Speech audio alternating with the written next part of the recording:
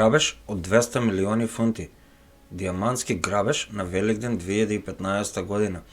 За време на Великденскиот викенд во 2015 година смелите крадци побегнале со диаманти и друг накид од околу 200 милиони фунти, откако ги ограбиле сефовите во Хатон Гарден Safe Deposit Ltd во познатиот кварт во Лондон.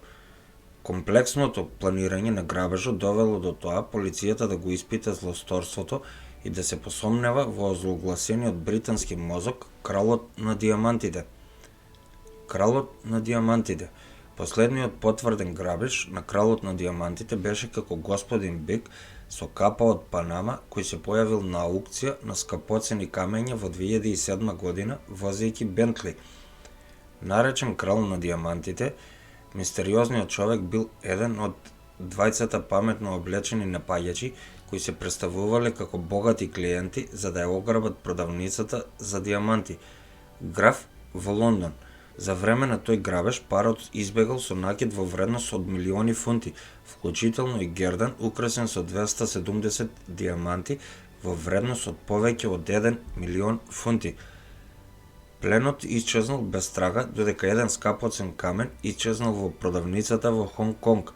Крадецот на диаманти исто така имал наводни врски со најголемиот британски грабеж на накид во 2009 година, во кој биле земени 40 милиони фунти скапоцени камења од друга продавница во Лондон, Граф.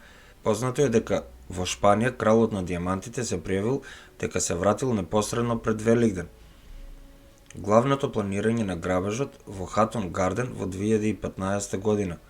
Полицијата тврди дека разбойниците зад грабежот во Хатон Гарден можеле да го предизвикаат големиот подземен пожар што изгоре во близина на местото на злосторството еден ден пред великденската пауза. Мистериозниот пожар ја исфрли струјата во областа, вклучувајќи ја зградата Хатон Гарден Safety Deposit Ltd.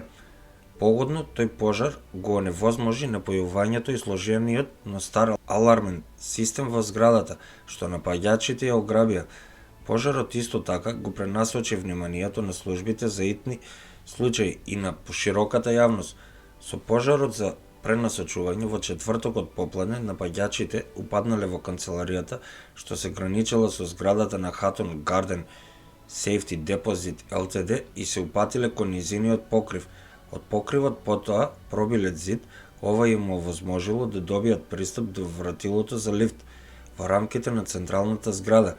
Напаѓачите се спуштиле низ вратилото на лифтот во Хатон Гарден Safety Deposit Ltd, потоа се верува дека ги оневозможиле преостанатите аларми за сводот. Добро темперан грабеж. Предметниот свод е зајакнат и со бетонски заштитни врати со дебелина од 2 метри.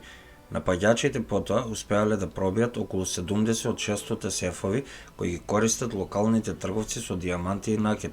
Добро познат факт е дека лондонските трговци со диаманти и накид ги префрлаат своите диаманти и накид во сефовите за време на празничните викенди за дополнителна сигурност.